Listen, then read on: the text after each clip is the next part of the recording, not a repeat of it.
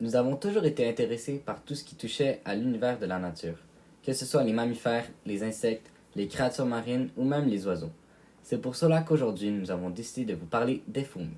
Dans cette exposition, vous y trouverez la piste chimique des fourmis, leur mode de reproduction et finalement leur anatomie. La piste chimique des fourmis. Tout d'abord, qu'est-ce que la piste chimique? La piste chimique est le chemin qui lie leur nid à leur source de nourriture. En effet, lorsqu'une fourmi réussit à trouver de la nourriture, elle commence à sécréter un produit appelé piste phéromone. Cela crée alors un chemin invisible que toutes les autres fourmis pourront alors suivre pour aller chercher de la nourriture. Il faut aussi savoir que cette piste, dépendamment du rôle de la fourmi dans la colonie, peut durer différents nombres de temps. Pour donner un exemple, les fourmis charpentières laissent des traces pouvant durer plusieurs jours, tandis que les pistes des autres fourmis durent environ 10 minutes. Plusieurs scientifiques de l'Université du Colorado à Boulder ont tenté une expérience sur les fourmis. Collective Strategy for Obstacle Navigation During Cooperative Transport by Ants. En effet, son expérience était pour voir ce que les fourmis allaient faire si quelque chose perturbait leur chemin au nid.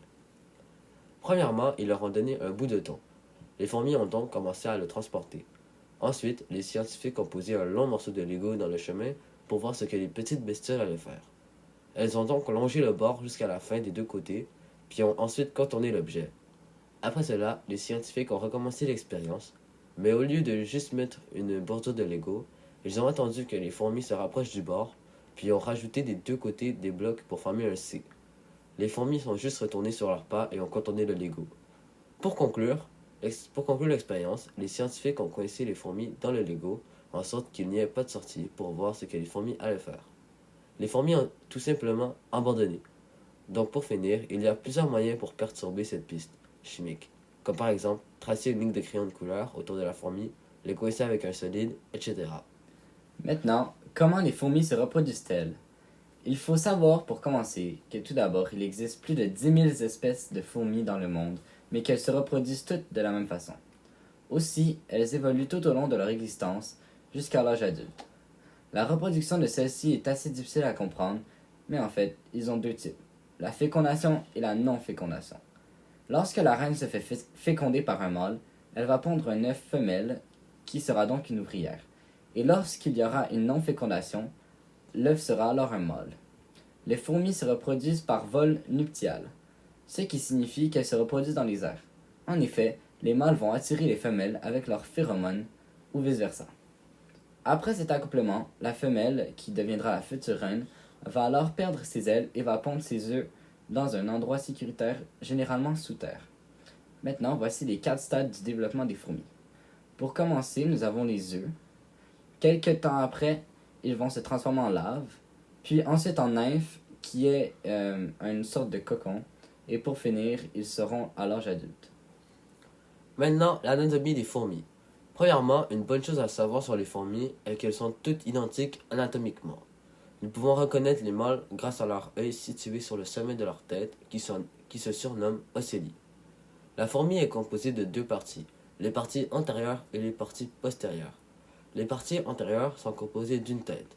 Sur la tête se trouve une paire d'antennes recouvertes de cils. De plus, dans cette même paire d'antennes s'y trouvent des nerfs qui sont à la fois des organes sensitifs et des organes de communication. Pour broyer des aliments, une paire de mandibules leur est destinée. 500 000 neurones se trouvent dans leur cerveau. Leur cerveau contrôle les yeux des fourmis. Les yeux des fourmis sont un assemblage de 1300 hublots qui leur permettent d'avoir une vision 180 degrés. La vision est un sens qui varie énormément chez les fourmis parce qu'ils peuvent voir à plusieurs centaines de mètres, puis voir très flou, puis ne rien voir. Leur vision dépend de leur lieu et de leur style de vie. Les trois pattes des fourmis sont portées par trois ganglions thoraciques. Ceux-ci sont situés dans le thorax, qui fait partie des parties postérieures. Le tube digestif, une partie postérieure du petit insecte, est réparti entre trois emplacements du corps de la fourmi, entre la tête, le thorax et l'abdomen. Le thorax comprend l'œsophage et l'abdomen comprend les estomacs. La fourmi a deux estomacs. Un lui sert à la digestion, tandis que l'autre lui sert de stockage. Quand les fourmis mangent, ils digèrent la nourriture dans le premier estomac, l'estomac de digestion, pour ensuite la stocker dans le deuxième estomac, l'estomac de stockage. Ils régurgitent ensuite la nourriture pour nourrir les autres fourmis de la fourmilière. Et pour finir, nous avons parlé en plus sur les fourmis, que ce soit par leur mode de reproduction, leur piste chimique et même leur anatomie.